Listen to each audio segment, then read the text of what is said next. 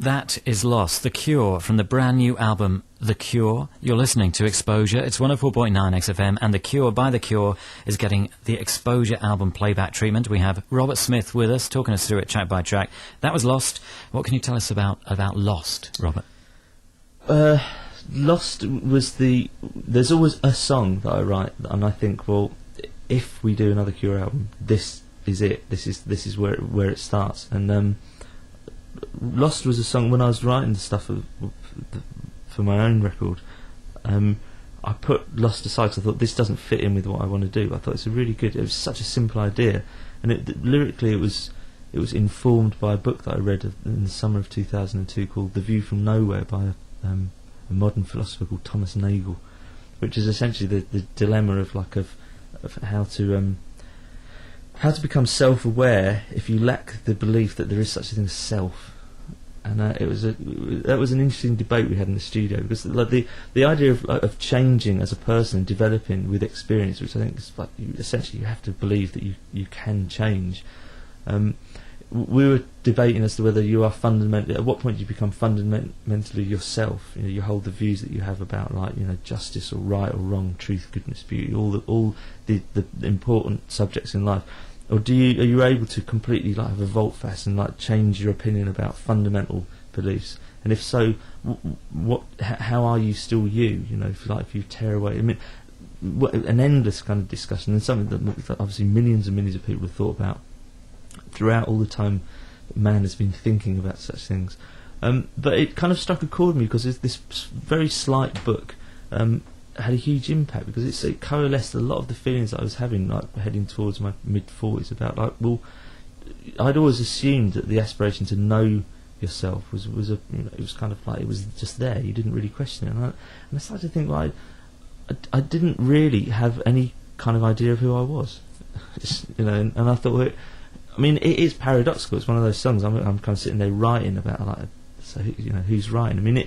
But at the same time, it's not merely just a philosophical conceit. It's not one of these, who cares? Let's go and watch the football sort of thing.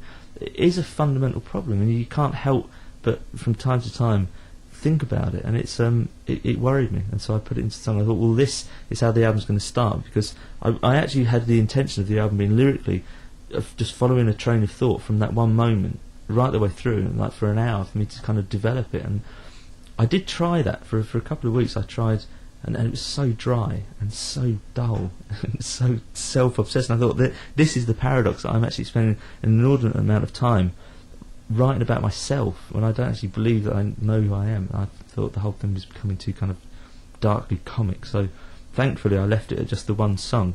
And it also it hints at the idea, I think, on a number of levels, about it's being subsumed into someone else in a relationship, where you find that you're actually you become so dependent on someone else that you cease to function as an individual.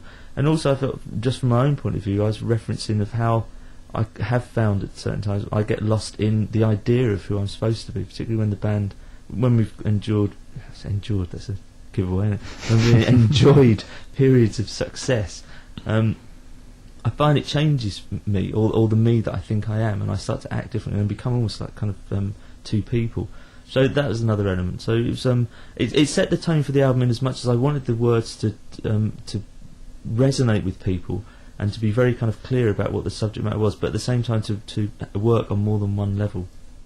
You're listening to XFM. Robert Smith is here to talk us through the new album by The Cure, simply called The Cure. And it's good to know, Robert, that books are still important to The Cure, because they were very much in the beginning. Labyrinth is the next track. What can you tell us about this? It sounds like the guitar's made to sound like a sitar or something at the beginning of it.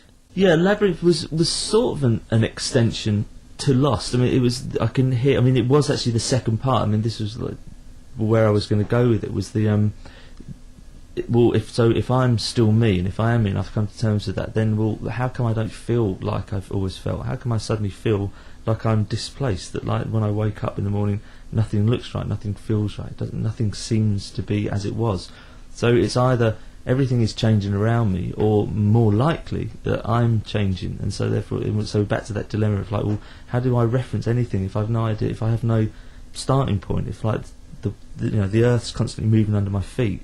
It was that I was trying to get that feeling of being kind of adrift, and the idea of the labyrinth is it just appealed to me just as a visual image. I had it in my mind of, like, you know, of kind of working your way through, knowing that there was only one way out, which was kind of like the positive side of the song, as opposed to a maze where there's like a series of dead ends. With the Labyrinth, it's actually much easier than a maze. So, I liked the idea of dividing the song up in two and having one where I was very kind of like, I was being kind of assured that things were as they should be, and the second half of the song actually going slightly like demented and thinking, well, actually, no, everyone's lying to me. It's like I'm at the centre of some grand conspiracy, which is allowing myself like a bit of poetic license. But I mean, there are days, I'm sure, like, I mean, everyone I know's experiences, and where you think, well, something weird has happened, and I'm not quite sure what it is, but this doesn't seem the same as yesterday. Often comes with like something traumatic can happen to you, and it manifests itself in very strange ways. And I thought that probably with me that was the case. That I had something bad had happened to me, and I think, well, from that point on, I started to feel really uneasy about things in general, really strange things like the taste of water, stuff like that. You know, it's so that was what the song was driven by, and I liked the idea of having a second song that carried on the theme, kind of picked the tempo up a little bit, but still continued on with that. It's just very going back to Ross's idea of what the Cure sound like. It's very guitar driven. Everything was kind of guitar. So there is a bit more kind of. I mean, there's keys all over the record, keyboards all over the record. There's synth stuff, but Roger, keyboard player, I limited him to a palette of 5 sounds at the start of the record. I said, you've got to choose 5 sounds. That's it. Because that's when we did the Disintegration album in 1989. I did the same thing. Roger was in the band then. I said, well, to make the album coherent, you have to limit the palette of sounds. That's one way of doing it. So even though the songs are very different, like a song like Lullaby on that record was so different to Disintegration, but recorded with the same basic kind of palette of sounds, it hangs together. And I think that's what we didn't do on, say, the Wild Mood Swings album.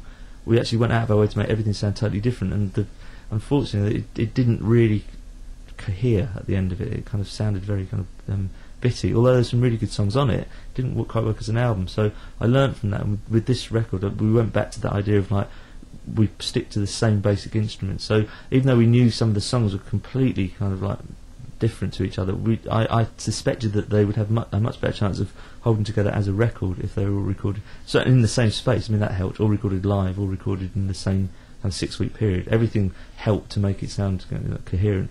But I like the idea of a big intro, you know. So even though we divide it up into 2 parts, I thought, well, it's good. It's kind of, it's not really expected of us, but I like it when we do that. We kind of like start to build a mood through the first sort of 10 or 15 minutes of the record.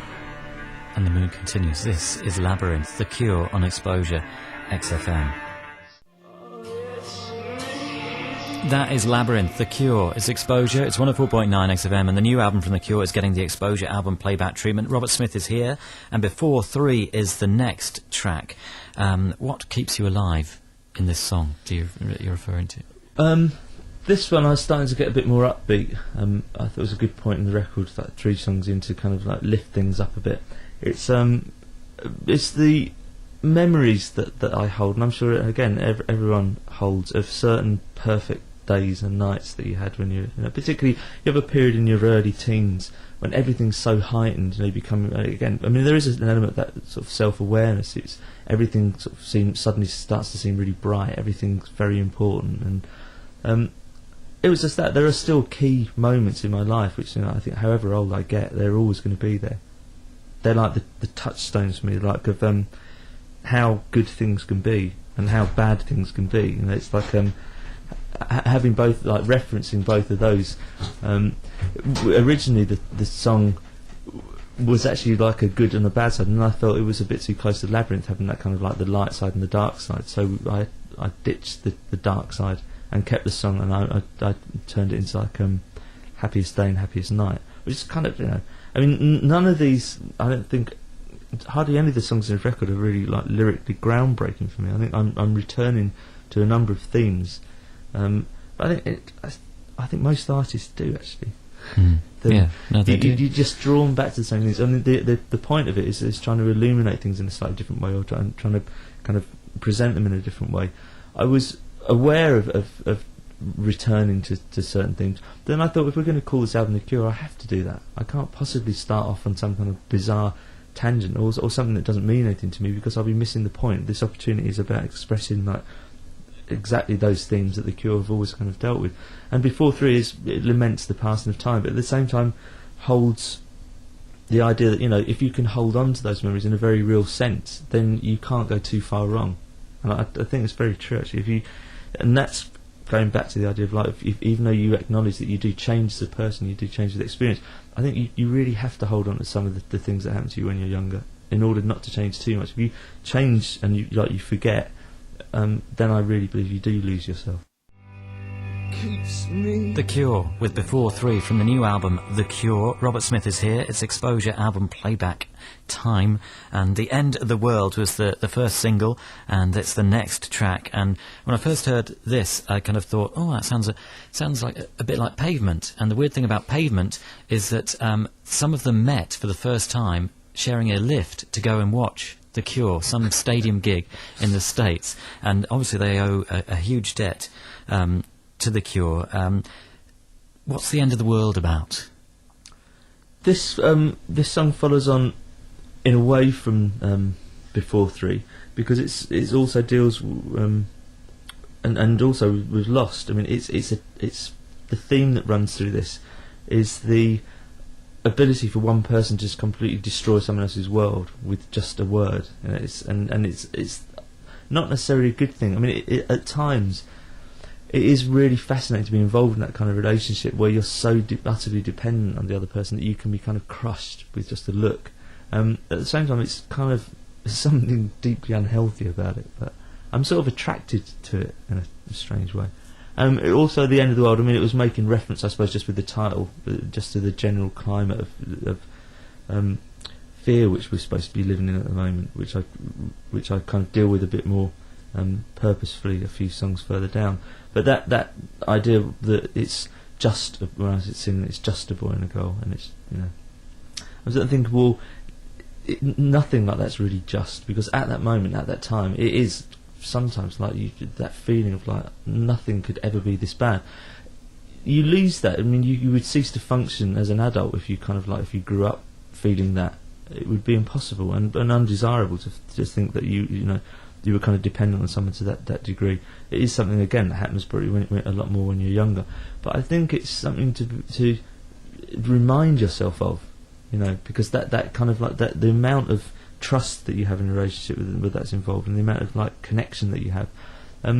Most people that I know have lost that, and I think it's really sad, because it's again it's very hard to grow up and keep all these things, because like the world's fighting you, you know, like I mean, I'm lucky in some respects because of what I do. I've allowed myself to kind of distance myself from the real world in certain respects. I mean, I don't have to get up for work. I don't have to do a job that I don't enjoy. On many levels, I'm able to remain essentially the same, live the same life as I did like 20 years ago. I have no children, so I have no real responsibilities. But I still struggle to remember that rush, you know, of feelings that I had when I was younger. I do get them from time to time, not as often as I'd like to. This song was really about that feeling. You're listening to London's 104.9 XFM. That was The Cure and The End of the World, taken from the new album The Cure. We're playing it to you track by track with a little help from Robert Smith himself. Anniversary is the next song, and one of the amazing things I think about this album is your singing on the record. You mentioned that Ross Robinson, the producer, really kind of drove you to sing in a different way. You sang live with the rest of the band in the room looking at you. But I also think that your voice has explored new areas, really, and it does so particularly on this song. It's kind of a lot more like Scott Walker or something on this song. Yeah, I think Ross gave me a confidence actually to sing. I mean, it sounds strange after all these years that I would be lacking confidence, but I mean, I fell into being a singer with the band. It was never my intention to sing with The Cure. I was the guitarist when we started. And it wasn't until like 2 or 3 shows in that we'd had such terrible singers that I started to sing a couple of songs here and there, and gradually to ease my way into the, you know, occupying the position of singer in the band. So I've never been a natural singer. I would find it impossible to stand up in front of a handful of people in a room. I've even found it embarrassing singing along to Happy Birthday, actually, members of my own family. So I've never have been like a natural performer when it comes to singing. I feel much more comfortable with my head down playing the guitar. And Ross was just trying to, you know, was building my confidence the whole time, saying, well, just try, and if it doesn't work, then it doesn't work, who cares, you know. But he would encourage me as well. It's it's like I'm really kind of feeble, but because I don't really need much encouragement. But it's the tiniest of things can make such a huge difference. I would go for like half an hour trying to get something, like I can't get it, and he would walk into the room and say, "Of course you can get it," you know, and it would be that, and I think, yeah, you're right, I can, I'm giving up. And it would be that constant sort of like, that he would be there as long as I was prepared to work, and he's the first person I've ever met that is prepared to work the hours that I work, and so I respected him instantly, the fact that we were going home together and the summer's coming up. You know, from day one I thought, well, if he's prepared to do this, then so am I. So it was driving me on all the time to really try things. Some things I tried that didn't really work. And he was gracious enough to concede that I did have limits. But with Anniversary, I mean, I went for like a kind of a semi-operatic bit, and because I felt that's what the song made me feel. It was like the idea of having anniversaries, of like, it's like a human kind of construct of like, well, remember what we did this day last year, and it's nice. It kind of like holds life together, birthdays and, you know, Christmases. But also there's a dark side of it. Anniversaries of death, you know, are also, as you get older, start to figure in the calendar. You start thinking, God, you know, this time last year so-and-so was alive. It starts to become slightly darker than it used to be. When you're younger and you're growing up, every anniversary is a great thing. It's a cause of celebration. As you get older, I realise that anniversaries aren't always a great thing. They're actually, like, sometimes can be really, really upsetting days. And it was that I was trying to get into the songs, like, was that feeling of like both. Again, it's split pretty much into two, and one half deals with the pain of like the recurring moment, a memory of something you think, oh, I wish I could have stopped that. It was a year ago today, and not maybe it's 10 years ago today. That happened, and I could have done something about it. Second half of the song is like, well, it's something that Ross would also like, in the conversation we would have outside of the working environment about, that I do kind of hang on to things a bit too much and kind of worry about things that are gone, you know, and I shouldn't bother. And it was introducing that really into the song, because I thought, well, I should come out of this experience with some of Ross's character in the songs. It shouldn't all just be about me. So the second half of the song is actually his approach to things, which is much more of the now, and I was trying to kind of learn from because I think that although I disagree with him on some points of which he knows about, of how he lives, I can't help but I have to admit that it certainly works for him. It's like a great way of living, completely oblivious in some respects to the past or the future, and essentially living in the now and not worrying too much. And I find it very hard to do that. And Anniversary, the title itself, it's obviously you're recognising that something happened at some point on this day at some period in the past. So it's you know, but I wanted it to, again, it's kind of hovering in that area where it's not quite happy and it's not quite sad. It's kind of just, it's in the middle. I think people react to these songs in a different way, I think, depending on how they feel. This is Anniversary by The Cure on X-Posure, XFM.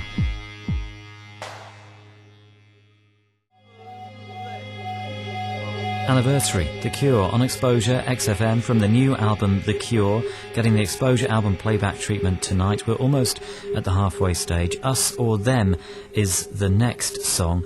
It seems to be pretty vitriolic and matched by the kind of brittle guitar sound as well. Yeah, Us or Them is another one that was it's driven by two essential things. One, very kind of real world, which is, it's unusual for me to deal lyrically with what's going on around me, because I like the idea of The Cure being a timeless band. I like the idea of the music that we make being listened to long after I'm gone and not actually being referenced too much to when we made it.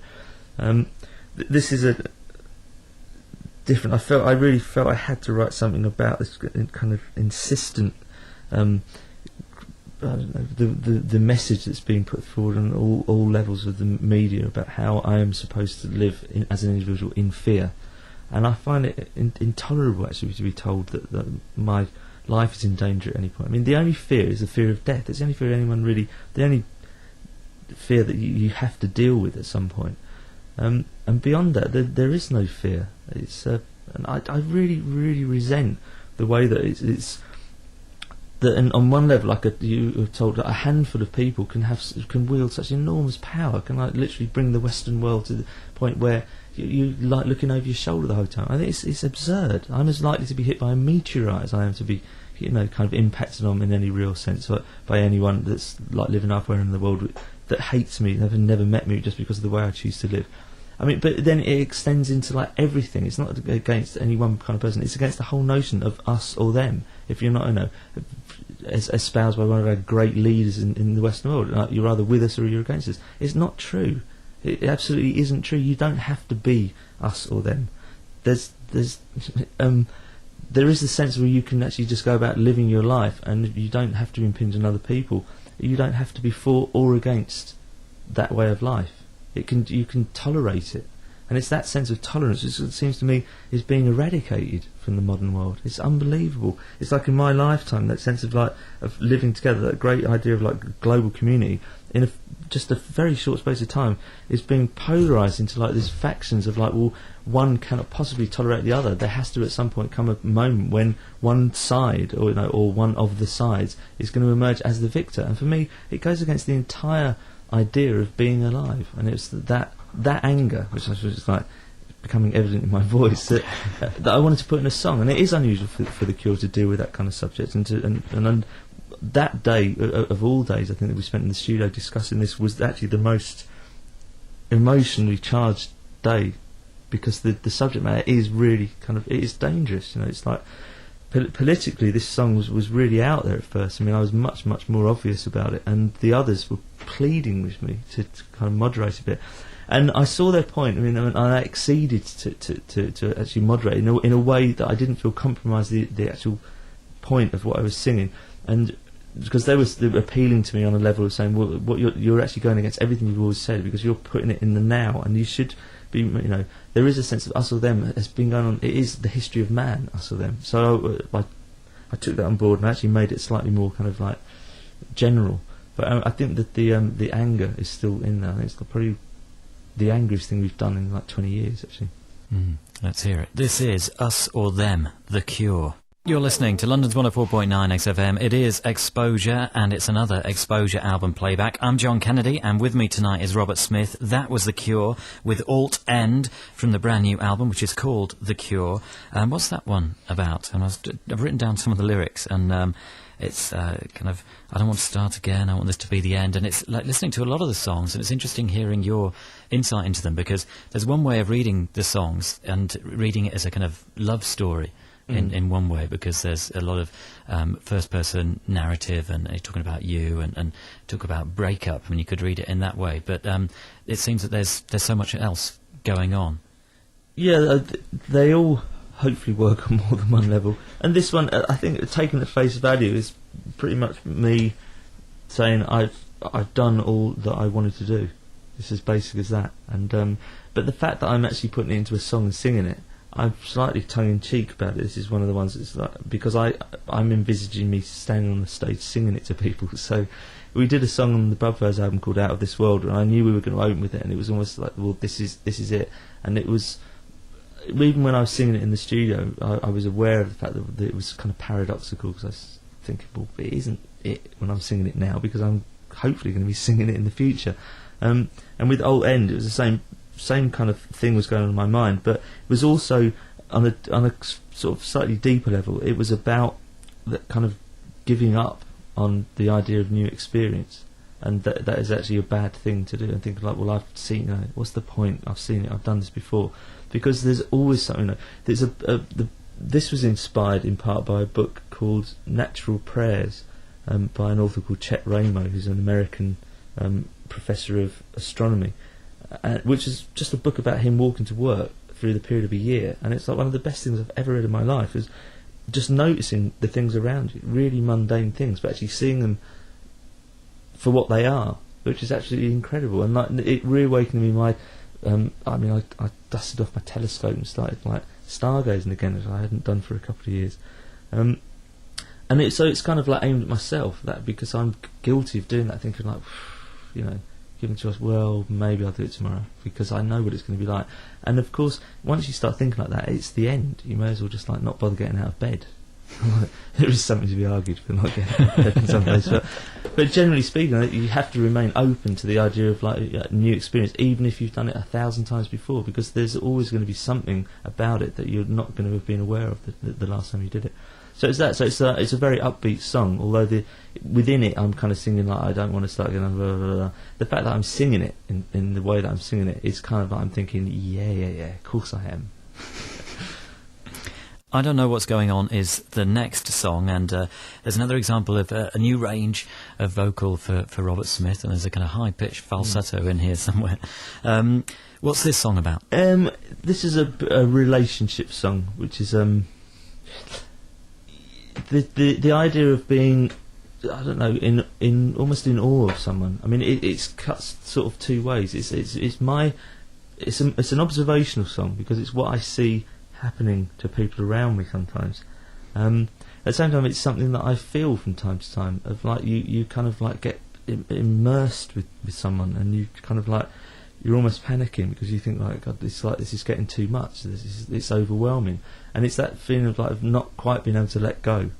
I wanted to get across. I mean, you like, but also in a more sort of banal way when you find yourself like talking to someone and you're at somewhere where you're actually like really close to someone, you start like looking at them really, scrutinising them, and not, if you're in a confined space with someone, it's just that really weird thing, and you pass that boundary, where you're supposed to be comfortable with someone, with a complete stranger. And I found that, I mean, it's funny around the world, like just taking like Europe as an example, the distance that you have between people in Northern Europe is different to Southern Europe. So even though I know that when I go to like Italy or somewhere, and people will be really, really close up to me when they're talking, and you kind of start to feel prickly and think, hang on, and yet something in you thinking, this is really good, you kind of want to let go. And I was trying to get that in. It's sort of a nod in this song to Close to Me, that the organ thing is supposed to like be subconsciously, or maybe partially, like maybe more than subconsciously, is that kind of very claustrophobic sort of sense of the song, because this song actually started out as a very grand operatic song. All that falsetto stuff came from the original version, which is all big string pushes and everything. And then one night we just started playing the organ part along with the bass, and suddenly the whole song I was like, that's it. This is the one song that changed from us recording it the first day. The only one we went back to actually and redid, because I said, no, this is what the song should be. So it's, we scrapped the original version and we did this. I think it was the very last thing we did actually, this song. I Don't Know What's Going On. The Cure on X-Posure. That is The Cure. I Don't Know What's Going On from the new album The Cure. Taking Off is the next track. Tonight I Shine With You. This is pretty poppy, this one. Yeah, this is the happiest song I've written since Friday I'm in Love. And that's kind of it, really. It's just entirely the feeling of shall I take this next step? Shall I forget the consequences? Shall I forget that there is a tomorrow? And it's that glorious moment when you think, yep. And it's just that. I thought, let's get that in a song. And this was the happiest day that we had in the studio actually recording this song. We did it on a Friday. We started on Friday afternoon and we just went completely Friday. And it was a really, really hugely memorable and hugely enjoyable experience doing this song. And it is, it almost too upbeat to get on the album. It was very, it was always a contender, but there's always that feeling, well, this may be too happy.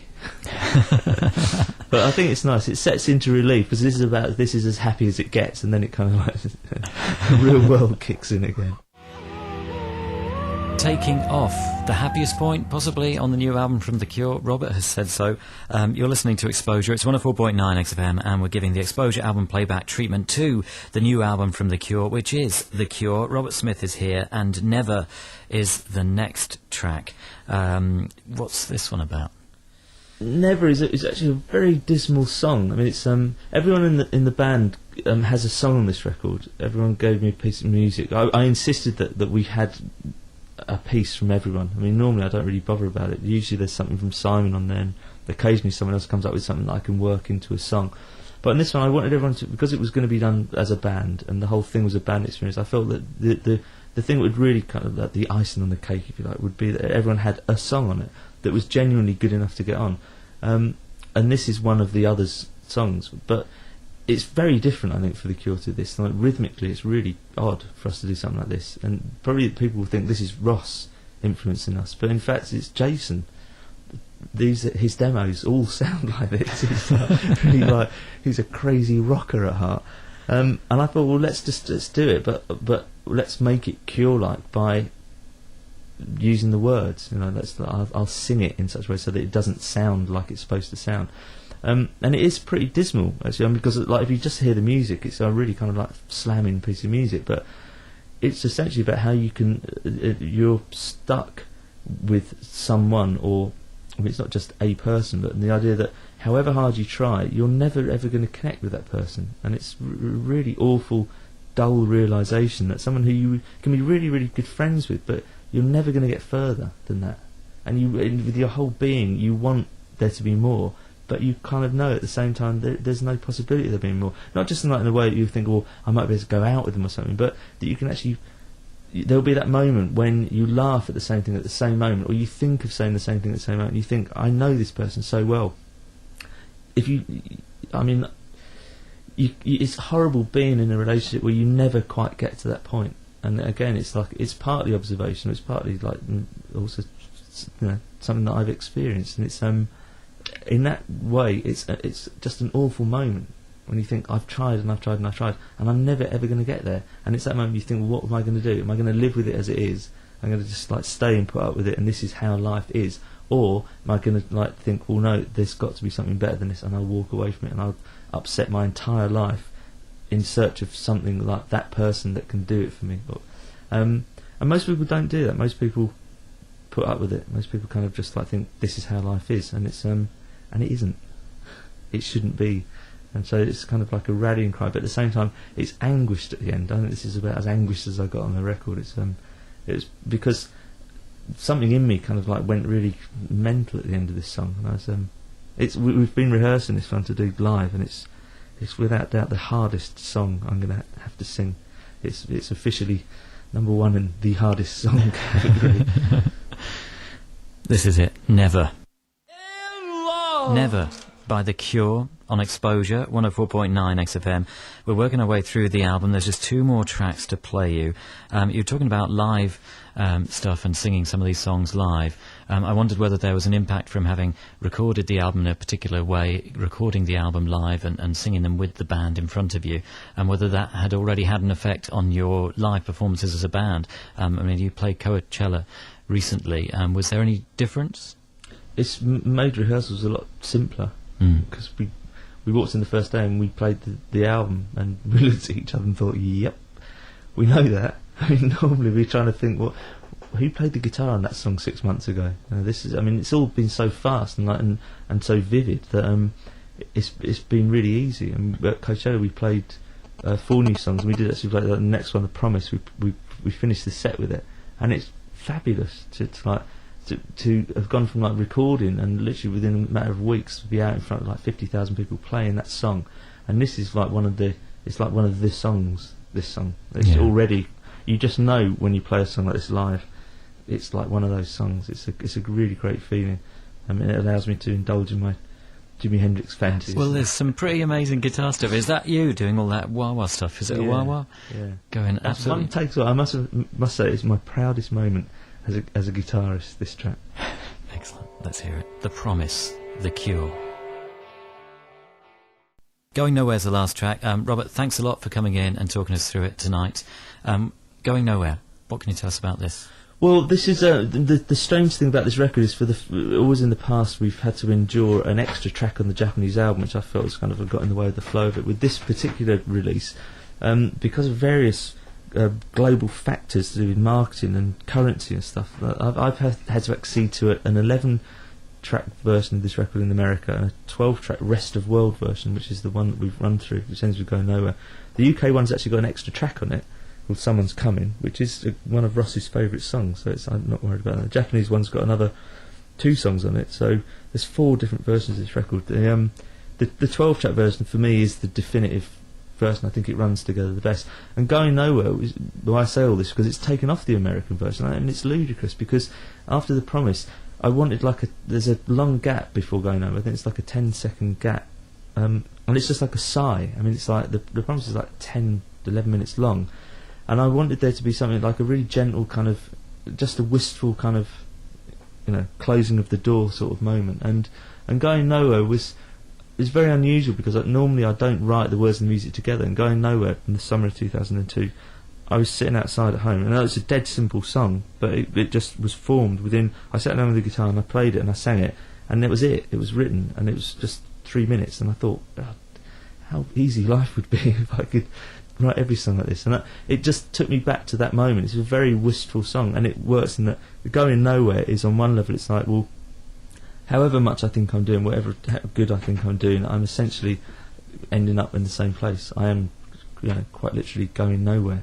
And the other one is more. It's kind of, I'm almost like you'd say to a child. I'm reassuring the people around me, and one person in particular, that I'm not going anywhere. I'm not going to change. So it's kind of, it comes full circle from the opening song, which is like I have no idea like who's singing it, who I am, to the point right at the end of the record where I do know, really.